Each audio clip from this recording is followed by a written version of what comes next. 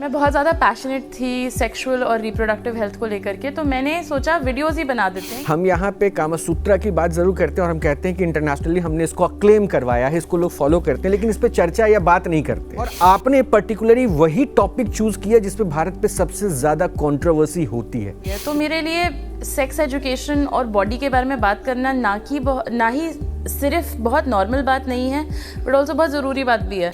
तो news nation के digital platform में आप सभी का बहुत बहुत स्वागत है। मैं आपके साथ रोहित रंजन, और इस वक्त मैं जिनसे बात करने वाला वो मिथ बस्टर, क्योंकि हो सकता है हम ह्यूमन अपनी बॉडी को बहुत जानने के दावे तो करते हैं, लेकिन शायद उतना जानते नहीं, और इसी ख्वाब में, इसी मुगालते में रहते हैं कि जो हम जानते हैं वो सब कुछ है। इसी को हम समझते हैं, क्योंकि हमारे साथ हैं डॉक्टर क्यूटेरस, डॉक्टर तनाया नरेंद्र। बहुत बहुत स्वागत है डॉक्टर क्यूटेरस। मैं इसी नाम से आपको बुलाऊंगा क्योंकि मुझे लगता है ये ज़्यादा अप्रोप्रिएट होगा। अब क्योंकि आप हिस्टोरियन बनना चाहती थी, लेखिका भी बन गई, MBBS भी कर लिया, तो कुछ बचा है नहीं, इसलिए मुझे बता दीजिए ये कंटेंट क्रिएटर बनने का जो आपने ठाना, उस रास्ते पे चल पड़ी, वो हुआ कैसे?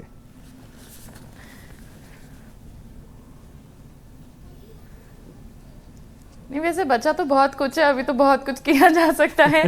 पर ऐसा हुआ था कि मैंने अपना ऑक्सफोर्ड से मास्टर्स किया और मुझे इंग्लैंड बहुत पसंद आया, तो मैंने सोचा कि मैं वहीं रुक जाती हूँ कुछ साल, थोड़ा वहाँ मेडिसिन प्रैक्टिस करती हूँ, और मैं अपने लाइसेंसिंग एग्ज़ाम्स देने लगी। और जब तक मेरा लाइसेंस क्लियर हुआ, मैं हिंदुस्तान वापस आई, तब तक पैंडेमिक हो गया था, दुनिया लॉकडाउन में चली गई थी, तो मैं UK वापस जा ही नहीं पाई। मैं घर पे बैठी हुई थी, यंग सी डॉक्टर थी, कोई एम्प्लॉय भी नहीं करना चाहता था, और मैं बहुत ज़्यादा पैशनेट थी सेक्सुअल और रिप्रोडक्टिव हेल्थ को लेकर के, तो मैंने सोचा वीडियोस ही बना देते हैं कि कुछ अवेयरनेस ही क्रिएट हो जाए। ऐसे ही लोग कुछ कर तो रहे नहीं हैं, घर पे बैठ के इंस्टाग्राम ही चला रहे हैं, तो मैंने इस चक्कर में अपने वीडियो मेकिंग शुरू करी। एक पब्लिक हेल्थ का बड़ा पैशन था और इंस्टाग्राम यूज़ करने में मज़ा आता था, तो ऐसे शुरू हुआ, और आज एक पूरा मतलब अपना इंडिपेंडेंट काम ही बन गया है ये। वैसे हमारे भारत की सोच थोड़ी अलग है। हम यहाँ पे कामासूत्रा की बात जरूर करते हैं और हम कहते हैं कि इंटरनेशनली हमने इसको क्लेम करवाया है, इसको लोग फॉलो करते हैं, लेकिन इस पे चर्चा या बात नहीं करते हैं। हमारे देश में सेक्स एजुकेशन के ऊपर बात करने से लोग घबराते हैं, जबकि which is very necessary. I think, मुझे लगता है कि अवेयरनेस फैलाने के लिए बहुत ज़रूरी था, और आपने पर्टिकुलरली वही टॉपिक चूज़ किया जिस पे भारत पे सबसे ज़्यादा कंट्रोवर्सी होती है। तो डू यू बिलीव कि ये कंट्रोवर्सी होगी, डरना नहीं है, चलता है, मतलब, या फिर इस पे होता रहा है?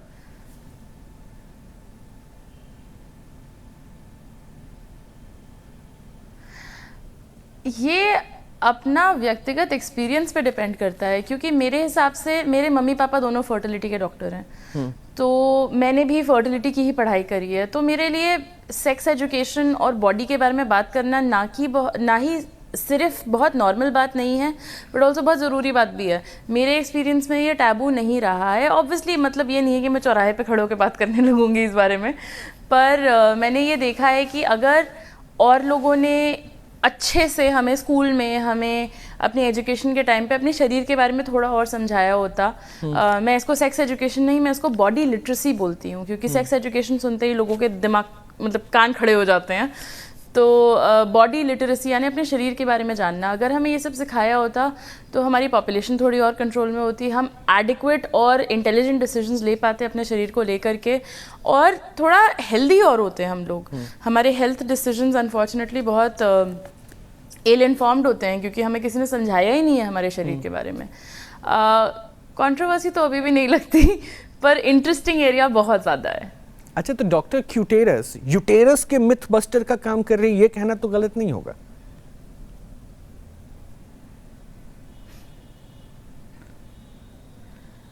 मेरा बहुत मन था गायनेकोलॉजिस्ट बनने का, तो मैंने इसलिए शुरू किया था क्योंकि मुझे लगता था, मतलब मेरे पास एक टॉय भी है मेरे घर में, आपको ये वाला टॉय बहुत जगह पे दिख जाएगा, ये क्यूट सा यूट्रस है एक, तो मैंने इसको ज्वाइन कर दिया, क्यूट प्लस यूट्रस बन गया। तो हाँ, मतलब यूटरस से रिलेटेड भी बहुत कुछ करती हूँ, जनरल फीमेल बॉडी के बारे में भी, पीरियड्स के बारे में भी, जनरली इन टॉपिक्स पे काम करती हूँ। नहीं, देखिए, आप जितनी ओपनली बात करें ना, हमारी सोसाइटी में हमने देखा है कि इतनी ओपनली कोई बात करता ही नहीं था। ये अलग बात है कि अब हम 5G कल्चर में, इंस्टाग्राम रील में जी रहे हैं, 30 सेकंड में सारी बातें कह देते हैं, इसलिए हो सकता है कि सब सुनते भी हैं और इग्नोर करके, या फिर जिनको लगता है कि ठीक है सुनते हैं वो सुन लेंगे। लेकिन एक बात है, मुझे लगता है कि अवेयरनेस की कमी तो है, क्योंकि जिस यूटेरस पर आप खुलकर बात करती हैं, बताती हैं, उसका टॉय भी दिखा रही हैं, उस यूटेरस पे लोग जिक्र नहीं करना चाह रहे थे और नहीं करना चाह रहे थे। इस वजह से देखिए आज की तारीख में यूटेरस से रिलेटेड बहुत सारी दिक्कतें हैं डॉक्टर्स के पास, उनमें बहुत सारी दिक्कतें। तो मानते हैं कि अवेयरनेस की कमी रही?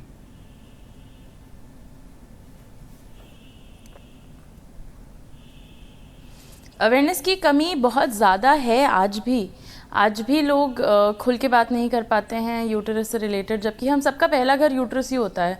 आप चाहे किस देश के हों, किस दुनिया के हों, कौन जाति हो, कुछ भी हो, हर कोई का सबसे पहला घर यूटरस होता है। और तो ये हमारी बॉडी का मेरे हिसाब से सबसे इम्पॉर्टेंट अंग होता है, दिमाग से भी ज़्यादा, दिल से भी ज़्यादा। तो समहाउ बड़ा इसके अगेंस्ट बड़ा टैबू है और हम बात नहीं कर पाते हैं। हम अपने डॉक्टर से भी बात करने में हिचकिचाते हैं। मेरी मम्मी एक सीनियर गायनेकोलॉजिस्ट हैं, मैं उनके साथ अक्सर काम करती हूँ और मैं देखती हूँ कि मरीज़ बहुत हिचकिचा के बताते हैं अपने यूट्रस की कोई भी दिक्कत हो या कोई उन्हें सवाल हो उनके दिमाग में। तो टैबू और मिस इन्फॉर्मेशन और अवेयरनेस की कमी तो बहुत ज़्यादा है अनफॉर्चुनेटली। तो ये चैलेंज तो है। वैसे आपने जो बुक लिखी है ना, उसमें मैं थोरोली उस बुक से नहीं जा पाया, बहुत समराइज वे में उसको देख पाया क्योंकि इतना समय नहीं था, और उसको अब मैं थोरोली जाऊंगा। लेकिन उसमें आपने बड़े पर्टिकुलर टॉपिक्स चूज़ किए हैं। उसमें यूटेरस के बाद आप ओवरी पे आती हैं, ट्रांसफ़र ऑफ एग्स के ऊपर मैं थोड़ा सा समझूंगा। क्या is this a process, gene transfer का भी प्रोसेस है ओवरी में, जो कह रहे हैं कि ट्रांसफ़र ऑफ एग्स नानी से रिलेट करते हुए मैंने एक इंटरव्यू में भी सुना था, वो क्या है?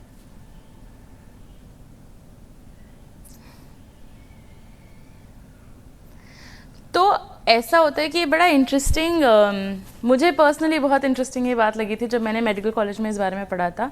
तो ऐसा होता है कि जब एक लड़की पैदा होती है तो उसकी ज़िंदगी भर उसको जितने अंडे उसके जीवन में होने वाले होते हैं वो उन सबके साथ पैदा होती है। जैसे जैसे ज़िंदगी घटती जाती है वैसे वैसे अंडे कम होते जाते हैं। इसको आप ऐसे समझ लीजिए कि आप अपने बैंक अकाउंट में 10 लाख रुपए लेके पैदा हुए हैं और जैसे आपकी ज़िंदगी आगे जाती जाएगी आपके वो पैसे यूज़ होते जाएंगे। अब आप ये अगर समझिए कि मेरी नानी जब पैदा हुई होंगी, नहीं मेरी मम्मी जब पैदा हुई होंगी तो मेरी मम्मी के अंदर मेरा एग रहा होगा, तभी मैं बनी, और मेरी मम्मी मेरी नानी के अंदर थी। तो टेक्निकली अगर हम एग के हिसाब से देखें तो मेरी नानी ने मुझे कैरी किया है, नानी के अंदर मम्मी, मम्मी के अंदर मैं। तो अगर हम थोड़ा सा साइंस की तरफ जाएं तो हम देखते हैं कि बहुत सारी हम मैटर्नल इनहेरिटेंस लेते हैं। काफ़ी सारी ऐसी चीज़ें होती हैं जो सिर्फ मदर के साइड से आती हैं हमारे जीन्स में, हमारे क्रोमोसोम्स में। तो उसमें ये एक बड़ा इंटरेस्टिंग और बड़ा दिलचस्प टाइप का फैक्ट है जो मुझे बहुत अच्छा लगता है कि ऐसी छोटी छोटी बातें कितनी अच्छी होती हैं जो हमें बताई नहीं जाती हैं।